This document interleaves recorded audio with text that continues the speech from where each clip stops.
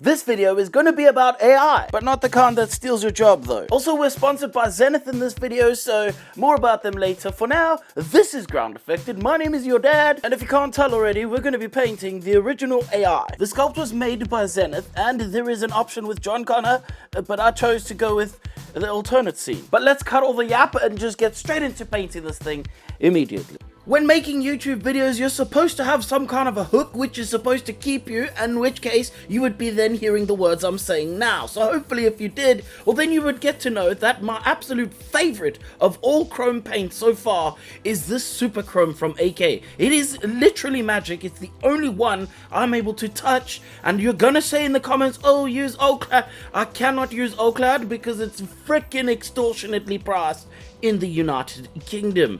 But let's just get back into painting this model, and obviously this is going to go by a little bit quicker than expected because this week was a little bit crazy for me. I had to paint this entire motorbike and also this guy, as well as get through some testing of machines. It's been a bit mental at the workshop this week, so back to usual scheduled video where I panic and try to get some kind of a model out.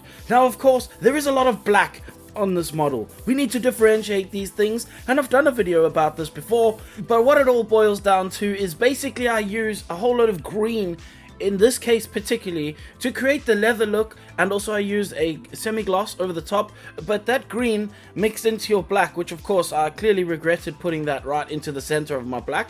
That's a stupid way of putting stuff on your wet palette, by the way, but you can see that mixing those two colors, it makes a gray, but this gray is going to be a greenish gray, and this is going to help us differentiate some of the parts a little bit later on. I'm going to use that exact same process, but this time I'm going to do that on the pant, and I'm going to be spraying this carefully over the top. I sprayed black first, and then I dried that. Once it was fully dried, I then used that green mixed into the black with a little bit more green to catch some of the edges and make the highlights just stand out a little bit more. I then sprayed matte over the top of these pants, and that is because the jacket needs to be a little bit shiny but not too shiny, and the pants need to be, well, of course, matte. Now there is something about this sculpt, and I spoke to Zenith about this when they made it. The way it was cut, these parts weren't cut, so this little bit might look a bit different to yours if you do paint this one, but basically I cut mine out so that I could paint them a little bit differently, because of course they're light covers. So I printed them in clear, and then I sprayed red on the inside and a gloss clear coat over the outside to quickly finish off that jacket, which by the way I think is the funniest thing, that this dude, oh good old Arnie, is dressed up like a stripper, because he literally stole this outfit from a stripper. I think that's the best thing, is that this crazy dangerous AI robot man from the future is actually dressed as a stripper, but everybody back then thought it was really cool. Anyway, I painted obviously his belt by using a brown, which is just Mornfang brown. It's a nice good brown for what I needed it to be, and of course I did change up the scene. This scene is actually, it's the one where he comes out of the sewers and he's being chased by the other robot, and he turns over and he's got John Connor in the front and he looks back to see if he's being chased. I had to change this a little bit, and I will tell you for why in these clips that Frankie got of me while I was painting this model during Tuesday's afternoon. I've painted this metal on his face because I thought this would be a cooler, I'll be totally honest with you, I didn't want to paint two eyes. So so we're using the movie scene section, but because I'm going to use this head, that means that I can change up and I can actually just make that a road, which would fit better because the shape of this is not quite storm drainy. It'll be a different part of the movie that they cut. Okay, so this is your dad's cut. This is the extended scene that you do. You don't get to see this in the original movie. I think that's probably the best plan. Great, so we're going to go with that. It is the extended scene of the Terminator 2, where you didn't get to see the part where his face got a little bit melted during the part where he dropped John Connor off at the arcade. Yes. Basically, the next steps in the process are pretty simple. I need to paint the base, and it's a pretty simple base. You just need to put some grey on it. There is a little bit of brown on the bottom, I guess, maybe. To be honest, I don't think that this base matches the exact scene. It's supposed to be like concrete sewer. So I figured this made the most sense for me to make it look kind of like a road. So I painted the top portion of it like a dark asphalty kind of color, and then I painted a little bit of brown underneath, because I feel like maybe that's what's underneath roads. I don't know. Usually that's what's inside of potholes, so I guess that's what it is. I did a little bit of masking there, I don't know if you noticed, but that is some very simple masking, and I just painted some lines on the road and moved along very swiftly to actually adding the paint on the rest of the bike now. I just want to mention what I used for this was actually the primer, and it's the gloss primer from Kaleido, and the reason that I used that is because it has a gloss sheen to it when it dries, but most importantly it flattens. This is one of the attributes of that particular primer, and that's the reason why I used that paint, because it would go flat. It would mean it'd be easier. Let me just tell you a secret quickly. If you tried to paint a gloss black over the top of something like this, it won't be smooth. I'm sorry, but the best way to do that would be multiple layers, and at some point during that process you will make a mistake and it will no longer be smooth, and that's the reasoning for why I used a primer to paint that, especially the gloss one, because that already sorted the gloss out, but it also flattened. The flattening was the most important part there. I'm quickly gonna add a little bit of detail to this bike itself, not too much, because I'll be totally honest, time was not on my side with this one. Genuinely, I even had a fail. Technically I would call it a fail. Most people would say that it's not a fail. This model is actually the failed part, because the other one failed even worse. We had a little bit of a cold spout, and so my printers decided to fight me on the process. So there's nothing I can do about it, but I just decided to jump in and make do with what we had. This is the part where I had to do some pinstriping, which again, due to time, I had no choice but to just take my balls and free them. Just free ball the pinstriping on this thing. That is a scientific procedure whereby you just kind of free ball it, and your bum will pinch a little bit, because of course you're probably going to make a mistake, and if you made a mistake you would be a day late and then your video wouldn't be able to come out. But in your case that probably isn't the case, and so you can perhaps do a little bit of less free balling with this, and maybe you want to mask this section out, or just really take your time a little bit more than I did. The inside of the light at the back needed to be painted with red. That's because I was afraid maybe some of the light or the color underneath would show through, so I literally just painted that red to make sure none of that would happen. I quickly finished off painting the fender on the back of the motorbike using that exact same Kaleido paint that I was using before. This week's video is sponsored by Zenith Studios, and this is a studio over on Patreon that creates some incredible models. This week I am painting their T800, the Terminator, the one and only. Just want to let you know though that there is actually a version with John Connor, and also there is obviously the alternate head which I have used for mine, so I'm making a slightly different scene, but this is the exact scene of him coming out of that little tunnel when he's being chased by the other Terminator. The original AIs, by the way. This is what's going to happen.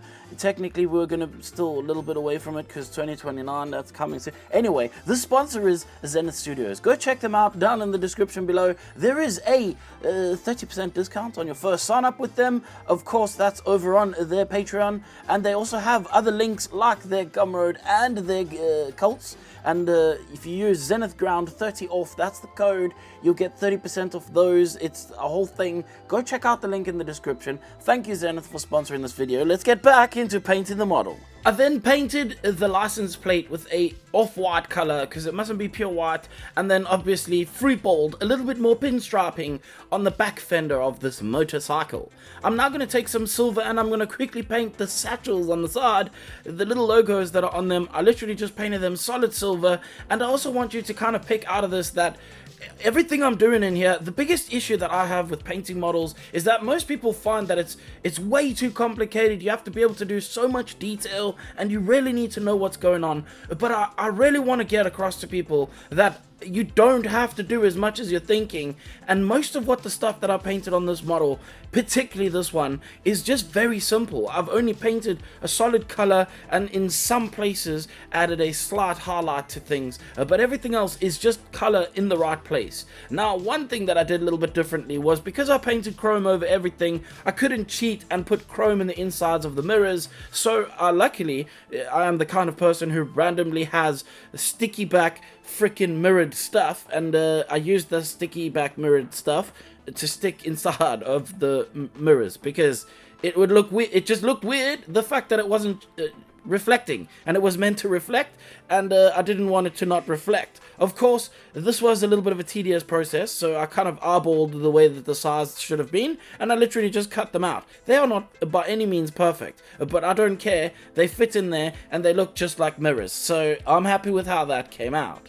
I then took the time to quickly put some of the bike together and see what else was needing to be done, and one of those things was to stick this lens on. Now, I'm pretty sure if this is cut out properly from Zenith, then it will be a lot easier than mine was, but I had to put a little bit of glue on the edge of that disc that I had cut out and stick that carefully in place. I also decided to take a little piece of black wire and glue that onto the back end of the brake and run that up on the inside of the handlebars, just for a little bit of added realism. This is the kind of thing that I would like to do a little bit more of in the future, but we'll get around to that at some point. I now had to quickly paint the logo on the tank and then also freeball this painting of the pinstripe, and I definitely cocked this up 100%. It is not so great. I'm gonna put my hands up in the air and admit that I cocked this up. If you look really closely, you can see it's not straight, it's not even in the right place, but it's very important that you take note. Once you put that all together, you get this effect of you can't really tell unless you look really close. So if you paint a little bit crap, make sure to never show your friend up close your model. Just always point at it across the room and say, hey, look, I painted that thing. And when he says, can I go see it? You say, I think my wife's calling. And you go to the kitchen with him, obviously, because you don't want them to go see too close to your model. Now, I'm going to do something that I said in the beginning of the video, where I would rather prefer masking a section than actually paint two eyes on a male character. Painting eyes on a male character is always difficult for me. It's something I just struggle with, and I don't know why, but what I don't struggle with is cheating the system. And on the back of this bike there is a number plate, obviously, because it's supposed to have that. That's a legal requirement. Even in your model, it's a legal requirement. So I tried to paint it at first, but due to time, I did not have time to be really careful with it. So I thought I can cheat the system, and I just printed it on sticker paper and stuck it over my terrible painting of the original license plate, and no one will ever know, except for anyone who watches the video and hears me saying exactly what I just said. But we'll move on. I want to quickly show you about this skin in this video, and there is a couple things different about this skin. There is, number one, no pinkle, and number two, I'm also not going to be using any orcish dermis to paint the skin tone, but hopefully you're taking note of the colors that I have used. Basically, skin tone colors that I would use in general are painted in the succession that they normally are, except for this time, instead of the orcish dermis step, which is what I used to bring some pinkness back into the skin, I'm actually going to use something different, and it's going to be Reichland Flesh Shade in this case, and that is because it's a little bit darker, it's a little bit more manlier.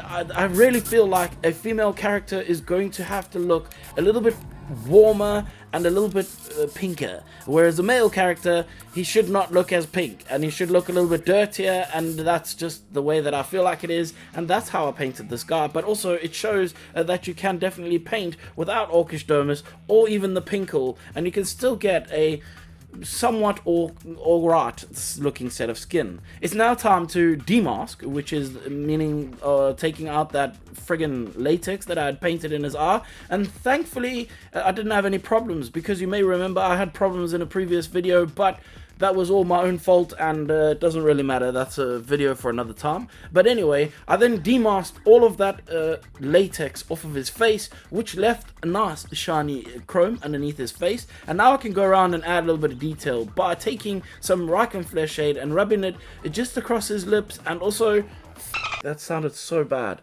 If I just put a dolphin sound over the sound of the word of the swear, it's fine. We'll carry on and forget that anything was ever said, but let's quickly talk about that face of his. He needs... I didn't realize this, by the way. I didn't realize that he actually had like a blood on the inside, or like flesh and stuff. I just thought literally the skin was ripped and there was just bare machine on the inside, but it actually isn't. There is a load of flesh inside of him, and so I had to paint that. I used two types of red. At first I used that Blood Angels red, but it was a little bit too see-through, so I used the Flesh Terrors to make it a little bit darker in certain areas. I then used Psycorp Brown to paint his hair, and because this is a contrast paint, and because of the depth of his hair as well, this is ready. This is a cheat code completely, because I don't even have to come back and dry brush any of this, because there will be highs and lows most spots. It'll be dark and light in certain areas. You can literally see it. I can't control it though, and it's not perfect, but it is a way of saving you time. If you are worried about trying to highlight the hair, well, that's just, you do it like that. Using a contrast like Cygor Brown, it will go into the crevasses and be deeper and darker, and the outside edge that's a little bit higher will be a little bit brighter, and you just don't have control. Obviously, you can come back and do more to this later, but again, I am on time constraints, so because of this, this is the best way to show you how you can do this. And if I can do it in this short amount of time, that means that you probably will be able to do it if you had a whole lot more time and a little bit more patience as well. That's, I think, the biggest thing with this stuff. If you make a mistake, don't be afraid to wash it off. Don't be afraid to run to the bathroom and put it underneath the tap and wash off that paint that you literally just put down that was in the wrong place. I do that all the time. If not, sometimes I shove it in my mouth. But don't tell him Mama said that. And let's move on to painting his weapon, which of course, it just has a little bit of wood around the edges of the side of it and a bit of dry brushing of some metallic colors over the top of black. I can then shove his arm into his body and now move on to painting his eye. I do think that I could have put a little bit more attention to this, but again, like I said earlier, I didn't even want to paint one eye on this dude. I struggle with male figures. They are difficult for me, and I don't know why it is. I need to probably sit down and practice this, which I will one day, but I think he's got blue eyes in this movie, so I painted blue over the obviously the part of your eye that's meant to be colored, and then I painted a black dot in the center with a lovely specular highlight of white on the side. I can now then put that head on this model and call it done.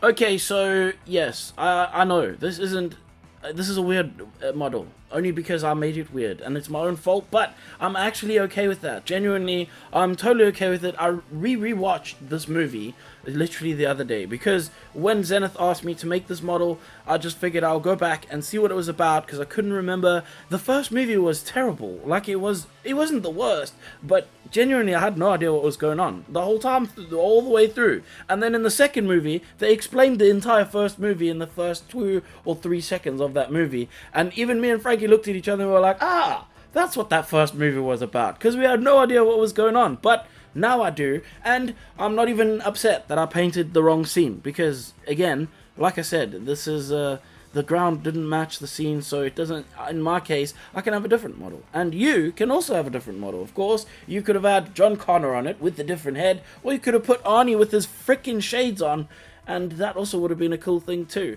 Either way, we are at the end of the video, and I just want to say a massive thank you to everybody who watches the videos and supports the channel. Again, especially to the Patreons, because without them, the lights wouldn't be able to be on and blind my eyeballs, because I wouldn't be able to afford the bills. So thank you to the Patreons. If you're interested in helping support the studio and keeping it going, well then check out my Patreon in the description down below.